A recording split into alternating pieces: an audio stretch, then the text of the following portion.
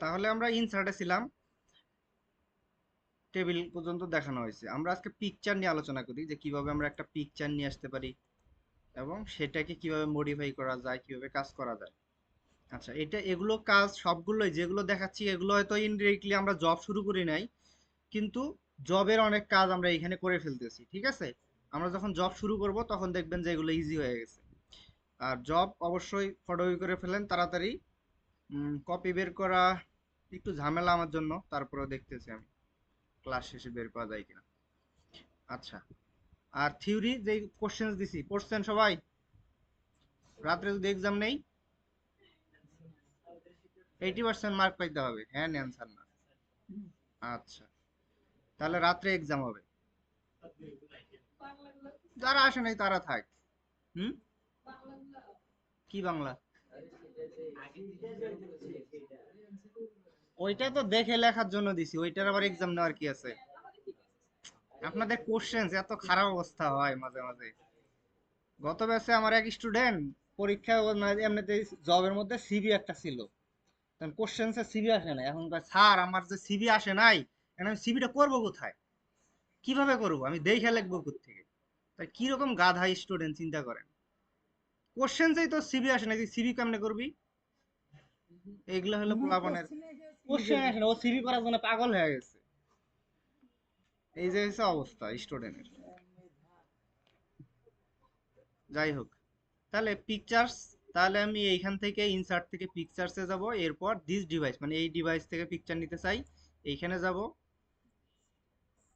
এইখানে আসার পর আপনার পিকচার কোথায় আছে সেটা আপনাকে খুঁজে বের করতে হবে। এখন আমার সাধারণত পিকচার থাকে ডাউনলোডে, আপনাদেরও ডাউনলোডেই থাকতে পারে। মনে করেন এইখান থেকে যে কোনো একটা পিকচার আমি ওপেন করতে চাচ্ছি, হইতে পারে এরকম, বুঝতে পারছেন? তাহলে এই পিকচারটা চলে আসলো। কালকে একটা বিষয় বলছিলাম যে যখন আমরা টেবিল নিয়েছিলাম, হেল্পের পরে টেবিল ডিজাইন এবং লেআউট নিয়ে দুইটা অপশন ছিল। আজকে দেখেন পিকচার ফরম্যাট নিয়ে একটা অপশন আসছে, তাই না? তাহলে পিকচার সম্পর্কে যত কাজ মোটামুটি এইখান থেকে আমাকে করতে হবে, সেটা কালার কারেকশন হোক, সেটা আপনার কোনো বর্ডার দেয়া হোক, সেটা আপনার সাইজ হোক, যত কাজগুলো আছে সবগুলো এই পিকচার ফরম্যাট অপশনসটা থেকে করতে হবে। আমরা যদি দেখি কন্ট্রাস্ট এইটা যদি বাড়াই একটু কম বেশি করি, কারেকশনস, তাই না? আচ্ছা, এই যে এগুলো লাইট কম বেশি করা, এগুলো আপনি চাইলে অ্যাপ্লাই করতে পারেন। কোনোটা একটু লাইট কম, কোনোটা একটু লাইট বেশি, এটা যদি করতে চান ব্রাইটনেস কম বেশি করতে পারেন। এরপরে কালার অপশনস থেকে আপনি চাইলে কালারও পরিবর্তন করে ফেলতে পারেন, বুঝতে পারছেন? তাহলে এগুলো আমরা চাইলে এখান থেকে করতে পারি। স্টাইল অপশনস থেকে দেখেন বিভিন্ন ধরনের স্টাইল দেয়া আছে, ফ্রেমের মতো করে দেয়া আছে, আমি চাইলে এই ধরনের ফ্রেম যোগ করে ফেলতে পারি, বুঝতে পারছেন? রাউন্ড করতে পারি, কর্নার করতে পারি, বিভিন্ন ধরনের ফ্রেম দেয়া আছে। আমি যদি একটা পিকচার্সকে ফ্রেমের মধ্যে রাখতে চাই, সেটা আমি চাইলে করতে পারি। আমি মনে করেন এইরকম একটা ফ্রেম নিলাম। আচ্ছা, খেয়াল করেন বর্ডার যে হইলো চতুর্পাশে, এই যে পিকচারের চতুর্পাশে বর্ডারটা কোন কালারে হইলো? হোয়াইট কালার, তাই না? আচ্ছা, আমি যদি চাই এই যে পিকচার বর্ডার যে আছে, এইখান থেকে আমি চাইলে কালারটা পরিবর্তন করে দিতে পারি। তাহলে আমি যদি চাই এইরকম বর্ডার দিতে পারি, চাইলে এইরকম বর্ডারও দিতে পারি। তাহলে এটা আমার কাছে, আমি চাইলে বর্ডারটা পরিবর্তন করতে পারি। আচ্ছা, তাহলে বর্ডারটা বুঝলেন। বর্ডারের নিচেই খেয়াল করেন ওয়েট আছে, আপনি যদি চান যে এই যে বর্ডারটা যে দিছেন আপনি, এটা তো মোটা দেখা যাচ্ছে, আপনি আরো একটু চিকন করে দিতে চাচ্ছেন, এইরকম করে হালকা একটু বর্ডার, চাইলে আমি এইটাও দিতে পারি, বুঝতে পারছেন? তাহলে বর্ডারের ওয়েটটা আমি চাইলে কম বেশি করতে পারি। এরপরেই আপনি আসেন মোর কালারসেও আবার অপশনস আছে, আপনি চাইলে কাস্টম কালারের বর্ডার দিতে পারেন। আবার পিকচার ইফেক্ট, ইফেক্টে আপনার আছে শ্যাডো যোগ করা। শ্যাডো মানে কি? ছায়া, বুঝতে পারছেন? আপনি যদি আলোর বিপরীতে আপনার হাত রাখেন, হাতের একটা ছায়া আসবে, বা আপনি দাঁড়াইলে আপনার একটা ছায়া আসবে। এইরকম আমি যে পিকচার্সটা নিলাম, এই পিকচার্সটার একটা ছায়া আমি চাইলে অ্যাড করে দিতে পারি। খেয়াল করেন এই যে নিচের দিকে একটা হালকা ছায়া চলে আসছে, তাই না? আমি যদি বাড়ায় দেই আরো শ্যাডো থেকে, এখান থেকে খেয়াল করেন এই যে এরকম করে দেই, তাহলে একটা ছায়া চলে আসে, বুঝতে পারছেন? তাই একটু অনেক বেশি, আমি যদি চাই হালকা করে দিতে, তাহলে এখান থেকে মাঝামাঝি করে দিলাম, তাহলে দেখেন চতুর্পাশে একটা করে ছায়া ঢুকবে। শুরু থেকে কিছুদিন দেখা যায় কতগুলা শ্রেণী কতগুলো নিয়ে আবার একটু ডাটা এটা তো রাগিব ভাইয়ের কাছে আছে ভাই। আচ্ছা, তাহলে যেটা বললাম যে আমরা চাইলে বর্ডার অ্যাড করতে পারি, চাইলে কি করতে পারি, শ্যাডো অথবা বিভিন্ন ধরনের ইফেক্ট আছে, আরো ইফেক্ট আছে গ্লো যোগ করা, এগুলো আমি চাইলে এরকম করে সাইড দিয়ে দেখেন, বর্ডারের সাইড দিয়ে আবার গ্লো যোগ করা, তাহলে এগুলো আমি যদি চাই এগুলো কাজ করতে পারি, যদিও এগুলো খুব একটা কাজে লাগবে না। তাহলে এগুলো আমার ইফেক্টের অপশন আছে, বিভিন্ন ধরনের অপশন আছে, আমি চাইলে এগুলো অ্যাড করে ফেলতে পারি। এই ইফেক্টটাকে আমি আবার 3D করে ফেলতে পারি, আমার যদি মনে হয় যে এটা 3D করতে চাই সেটাও করতে পারি। বুঝতে পারছেন? তাহলে এইরকম করে আমি চাইলে ইউজ করতে পারি। আচ্ছা, যেটা মোস্ট ইম্পর্টেন্ট সেটা হচ্ছে এই পাশে দেখেন ক্রপ করা যায় একটা ইমেজকে, আপনি যদি চান যে একটু কেটে ফেলতে, মনে করেন যে উপরের দিকে আমি লোগোটা পর্যন্ত চাই না, তাহলে এইখান থেকে আমি চাইলে এইখানে ক্রপের মধ্যে ক্লিক দিলাম, এরপরে এইভাবে ডাউন করে দিয়ে আমি মনে করেন লোগোটা কেটে দিতে চাচ্ছি, তাহলে এইভাবে দিয়ে আমি ইন্টার করে দিলাম, দেখেন লোগোটা চলে গেছে। তাহলে এইভাবে চাইলে আমি ক্রপ করতে পারি। বুঝতে পারছেন? আচ্ছা, আবার আমি পিকচারের উপর ক্লিক করলাম, পিকচারে ক্লিক করার সাথে সাথেই দেখেন পিকচার ফরম্যাটে চলে আসছে। বুঝতে পারছেন? আচ্ছা, এরপরে এইখানে খেয়াল করেন, যেটা ইম্পর্টেন্ট সেটা হচ্ছে যে সাইজ, আমাকে বললো যে 2.25 সাইজ দিতে হবে, খেয়াল করেন 2.25। আচ্ছা, 2.25 দিয়ে এন্টার দিলাম, এইখানে নিচে দেখেন তো কত হয়ে গেছে, 2.52 হয়ে গেছে। আমি কি চাইছি 52? আমি বলছি যে দুইটাই হবে আমার 2.25। আমি যদি এইখানে চেঞ্জ করি আবার 2.25, দেখেন তাহলে উপরেরটা আবার কম হয়ে যাচ্ছে, তার মানে কোনোভাবে আমি সাইজ মিলাইতে পারতেছি না 2.25। এখন এইটা যখন আমি পারতেছি না, তখন আমাকে অবশ্যই এই যে সাইজের অপশনটা যে আছে, গ্রুপটা যে আছে, এই গ্রুপের মধ্যে ক্লিক দিতে হবে। আমরা বিভিন্ন সময় গ্রুপে কাজ করছি, যেমন আমরা হোমের মধ্যে প্যারাগ্রাফ অপশনসটায় গ্রুপে গেছি, গ্রুপে আমাদের ইনডেনশনের কাজ ছিল, তাই না? এরপরে কি স্পেসিং এর কাজ ছিল। তাহলে এগুলো যেমন ছিল, এইখানেও আসছে একটা গ্রুপের অপশন, তাহলে সাইজের গ্রুপটাতে ক্লিক দেব, দেওয়ার পর এইখানে দেখেন দুইটা টিক মার্ক দেওয়া আছে, আছে না? এই দুইটা টিক মার্ক আমরা উঠায় দেব, উঠায় দিয়ে এখন আমি যদি সাইজ দেই, তাহলে Fazlul দেখেন Kareem আমার Fareed, চেঞ্জ হয়ে you যাচ্ছে। just received a size text যদি message. 2.25 দেই, এইখানেও দেখেন যে 2.25 আছে। বুঝতে পারছেন? তাহলে দুইটাই আমি সেম সাইজ চাইতেছি, এখন আমি ওকে করে দিলাম, তাহলে এখন এইখানে দেখেন 2.25 2.25। বুঝতে পারছেন কি? তাহলে এইভাবে আমরা চাইলে এইখান থেকে গ্রুপ থেকে টিক মার্ক দুটো উঠাই দেবো, দেওয়ার পর তারপরে সাইজ দিব, তাহলে আমরা পিকচারটা সাইজ মেনটেন করতে পারবো, এটা যদি দিতে বলে। তাহলে এটা গেল পিকচার্স। আচ্ছা, পিকচার এইখান থেকে দেখেন এটা হলো লেআউট অপশন। এইটারও কাজ হচ্ছে, আপনি এইভাবে যদি পিকচারটা এখন মুভ করাইতে চান, মুভ হচ্ছে না, হচ্ছে এই যে উপরের দিকে হালকা করে একটু মুভ হয়েছে, কিন্তু খুবই কষ্টকর মুভ করানো। তাহলে এই যে অপশনসটা আছে এটা হলো লেআউট অপশন, আপনি এই অপশনসের উপরে ক্লিক করেন, ক্লিক করার পর এই টেক্সটটা যদি মুভ করতে চান যে কোনো জায়গায়, তাহলে আপনি উপরের দিক থেকে একটা অপশনস ক্লিক করে দেন, এখন আপনি যে কোনো জায়গায় এইভাবে ইজিলি মুভ করতে পারবেন। বুঝতে পারছেন বিষয়টা? আচ্ছা, এরপর আমার কথার সাথে ফিডব্যাক দিতে হবে, হ্যাঁ? ঘুমাইলে চলবে না, আলো বন্ধ, সবারই দেখা যাচ্ছে না মুখের এক্সপ্রেশন বা তাহলে কথা বলতে হবে। যেটা বললাম যে নিচের দিক থেকে warping with warping text, text warping, তাহলে এইটা থেকে আমরা প্রথম অপশনসটা দেব, অথবা সেকেন্ড অপশনসটা দিতে পারি, আমি চাইলে এটা ইজিলি মুভ করতে পারি। আর আমি যদি চাই এই অপশনসটা বা এই পিকচারটা একটা লেখার নিচে বা উপরে রাখতে, তাহলে নিচের অপশনস, এই যে নিচের কর্নারের দুইটা, এটা আমি অ্যাপ্লাই করতে পারি। একটা হচ্ছে বিহাইন্ড দ্য টেক্সট, টেক্সটের নিচে নিয়ে যাওয়ার জন্য, আরেকটা হচ্ছে কি ইন ফ্রন্ট অফ টেক্সট, তার মানে টেক্সটের উপরে নিয়ে আসার জন্য। এই যে দেখেন নিচে আছে টেক্সটের, তাই না? উপর দিয়ে টেক্সট গেছে, যদিও খুব একটা ভালো বোঝা যাচ্ছে না, কারণ বোঝা যাওয়ার কথাও না। আমি যদি উপরে নিয়ে আসতে চাই তাহলে ইন ফ্রন্ট অফ টেক্সট। তাহলে এইভাবে চাইলে আমরা টেক্সটের মাঝে, টেক্সটের মাঝে যদি ইউজ করতে চাই, তাহলে এই যে প্রথমের অপশনসটা ইউজ করতে হবে, তাহলে দেখেন এই যে টেক্সটের মাঝে চলে আসলো। তাহলে অনেক পত্রিকায় দেখবেন যে এরকম ভাবে দেয়া থাকে, তাই না? আচ্ছা, তাহলে এটা আমরা জানলাম যে উপরের অপশনসগুলো যদি ইউজ করি, তাহলে টেক্সটের মাঝামাঝিও রাখতে পারেন আপনি এইভাবে, এইভাবে অনেক সময় দেওয়া থাকে, এটা আমি করতে পারি। আবার যদি আমি টেক্সটের উপরে নিয়ে আসতে চাই, সেটাও আমি চাইলে করতে পারি, কিন্তু উপরে নিয়ে আসলে তো আর নিচে টেক্সট দেখা যাবে না, তাই না? তাহলে এটা একটা বিষয়। আর যদি চাই আমি টেক্সটের নিচে নিয়ে যাইতে, সেটা আমি চাইলে নিয়ে যেতে পারি, তাহলে বিহাইন্ড দ্য টেক্সট করে দিলে টেক্সটের নিচে নিয়ে যায়। অনেক সময় আমাদের এরকম দরকার হয় যে নিচে ইউজ করতে হয়, তার জন্য যদি আমাদের ওয়াটারমার্ক নামে একটা অপশন আছে, সেটা আমরা শিখবো। তাহলে পিকচার অপশনটা বুঝলেন এবং পাশাপাশি লেআউট অপশনসটা। আচ্ছা, এরপরে আসেন শেপ। কি আছে? শেপ। শেপে বিভিন্ন ধরনের কাজ আছে, তার মধ্যে আমাদের যখন যেটা রকম শেপ প্রয়োজন হবে আমরা চাইলে শেপ নিতে পারি। তাহলে শেপ অপশনটায় ক্লিক করে এইখানে দেখেন বিভিন্ন ধরনের শেপস দেওয়া আছে। আমার যদি মনে হয় আমি এইখান থেকে নিয়ে কাজ করতে পারি। শেপের প্রথম যেটা অপশন এটাকে বলে টেক্সট বক্স। কি বলে? Text box. এইখানেও দেখবেন যে একটা টেক্সট বক্স নামে অপশনস আছে। তাহলে এইটা এবং এইটা সেম ভাবে কাজ করে, যদিও এইটাই সহজ। সে শেপের সাথে যেটা থাকে ওইটাই সহজ। এটা নিলে যেটা হবে, আপনি যদি এইটা টেক্সট বক্স নেন তাহলে পার্থক্যটা যদি আপনাকে একটু দেখাই, এটা টেক্সট বক্স একটা বর্ডার সহ হয়ে গেছে, তাই না? আর যদি আমি শেপস থেকে নেই, তাহলে এটা আপনি যে কোনো জায়গায় ক্লিক করে এইভাবে দিতে পারেন। আচ্ছা, এটা তো বর্ডার আছে। যেটা বিষয় হলো যে এইটা আপনি চাইলে যেটা কাজ করতে পারেন, বর্ডারটা উঠায় দিতে পারেন। যখন শেপ নিলাম বা টেক্সট বক্স নিলাম, এটাও এক প্রকার শেপ। কারণ এটার আমরা ফিল আর আউটলাইন বলতে একটা অপশনসের ভেতরের কালার আর বাইরের কালার।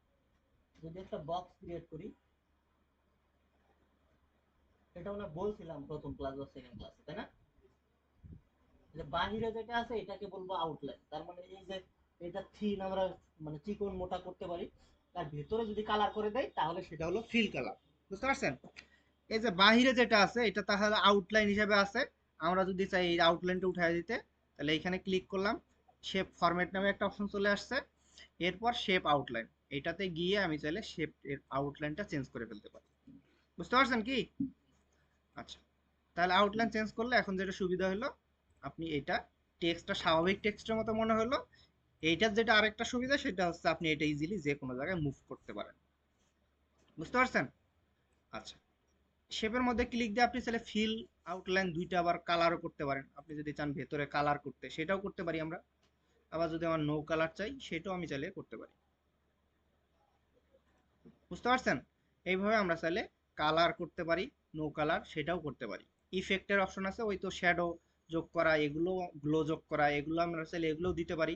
3D করা, এগুলো চাইলে আমরা এগুলোও করতে পারবো। তাহলে শেপ অপশনটা বুঝলেন? শেপের আরো বিভিন্ন ধরনের ফরম্যাট আছে এইখানে দেখেন। আমার যদি এরকম কোনো বৃত্তর দরকার হয়, আমরা শিপ ধরে যদি বৃত্ত করি তাহলে একদম রাউন্ডেড বৃত্ত হবে, মানে একদম গোল, তাই না? আর আপনি যদি শিপ ছেড়ে দিয়ে করেন তাহলে যেটা অসুবিধা হবে, আপনার যেরকম মনে যাবে সেই রকমই আপনি চাইলে করতে পারেন। তাহলে এটা একটা মাথায় রাখতে হবে যে শিপ ধরে আমাকে প্রেস করতে হবে। অন্যান্য শেপের ক্ষেত্রেও সেম। একটা রেক্টেঙ্গল আপনি যদি ইউজ করতে চান তাহলে চার কোণা করতে গেলে এরকম শিপ ধরে করতে হবে। আর যদি আপনি না চান, এরকম যেরকম মনে চায় সেরকমই করতে পারি। এখানে আরো বিভিন্ন ধরনের শেপস আছে, আমাদের এই শেপস গুলো নিয়েও অনেক কাজ আছে। যেমন এই ধরনের ইমোজি দেয়া আছে, ঠিক আছে? তাহলে এগুলো যখন দরকার হবে আমরা চাইলে এখান থেকে ইউজ করতে পারবো শেপস থেকে। শেপস এর যেটা ছিল যে ফিল এবং আউটলাইন, এটা সম্পর্কেও বললাম। আমরা চাইলে ফিল কালার পরিবর্তন করে ফেলতে পারি, আউটলাইন অফ করে দিতে পারি, শেপের কালার পরিবর্তন করতে পারি। বুঝতে পারছেন? তাহলে এগুলো আমরা চাইলে কাজ করতে পারি। আচ্ছা, এইখানে স্মার্ট আর্ট এবং চার্ট নিয়ে কালকে কথা বলবো, কারণ এটা দুইটা আলোচনা করতে গেলে একটা ক্লাস লাগবে আমার। আজকে নতুন যেটা দেখি সেটা হচ্ছে header and footer. Header and ফুটারও গুরুত্বপূর্ণ, খুবই গুরুত্বপূর্ণ। সেটা হচ্ছে একটা পেজের উপরের যে অংশ সেটাকে আমরা বলি হেডার, নিচের যেটা অংশ সেটাকে আমরা বলি ফুটার। ঠিক আছে? আমি যদি এই যে হেডার অপশনসে ক্লিক করি, এইখান থেকে ব্ল্যাঙ্ক, আপনি এখন এইখান থেকে বিভিন্ন ধরনের অপশনস দেওয়া আছে, আপনি যে কোনো একটা অপশনসে ক্লিক করে দিতে পারেন। আমি মনে করেন এইভাবে হেডারটা দিতে চাই। খেয়াল করেন এইখানে একটা হেডার যোগ হয়ে গেছে। আপনি চাইলে এইভাবে সব পেজে সেম ভাবে হেডার দিতে পারেন। বুঝতে পারছেন?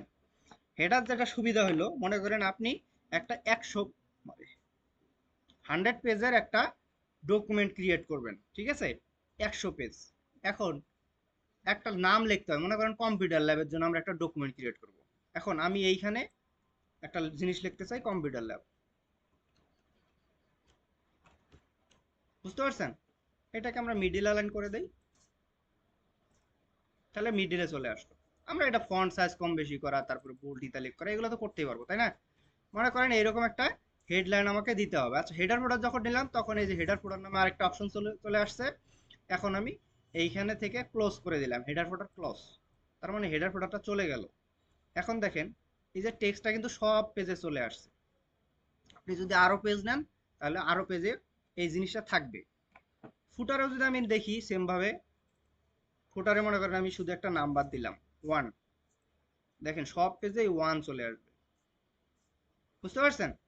তাহলে এইভাবে আমরা চাইলে হেডার ফোটার ইউজ করতে পারি। এটা যেটা আমার সুবিধা হলো, সেটা আমার কখনো কম্পিউটার ল্যাব বাদ দিয়ে এখানে কম্পিউটার ল্যাব মনে করেন যে অন্য কিছু লেখা থাকতে পারে, একটা নাম্বার দেওয়া থাকতে পারে 2024, তাহলে আমি একটু পরিবর্তন করার কারণে সবগুলো পেজেই দেখেন পরিবর্তন হয়ে গেছে। কিন্তু আমি যদি এটা সব পেজে না করে একটা পেজে করতাম, মানে আলাদা আলাদা পেজে এরকম ভাবে লিখতাম, আমার সময় বেশি লাগতো, পাশাপাশি সবগুলো পেজেই আলাদা আলাদা ভাবে পরিবর্তন করতে হইতো, সেটা এক প্রকার অসম্ভবের মতো হয়ে যাইতো না, অনেক সময় দরকার হইতো। পেজ নাম্বার ওইটা আমরা আসবো আস্তে আস্তে। এই যে সাইডে দেখেন এই যে পেজ নাম্বার চলে আসছে, 1 আসছে, এটা 2 আসছে, এটা 3 আসছে, এইভাবেও আসা যাবে, সেটা আমরা আসতেছি। আমাদের তো আপাতত আমরা হেডার এবং ফুটারটা দেখলাম, যে হেডার ফুটারে যদি আমরা কোনো কিছু লিখি সেটা ইজিলি পরিবর্তন করতে পারি, আমি 1 এর জায়গায় ইজিলি 5 দিয়ে দিতে পারি, তাহলে সবগুলো পেজেই 5 হয়ে যাবে। বুঝতে পারছেন? তাহলে এটা আমরা চাইলে করতে পারি, হেডার ফুটার নিতে পারি। না, হেডার ফুটারের নাম আলাদা দেওয়া যায় না, শুধু মানে উপরের ফার্স্ট পেজটা আলাদা করে দেওয়া যায়, আমরা এটাতে আসবো। হেডার ফুটার কখনো আলাদা করা যায় না, শুধু ফার্স্ট পেজ।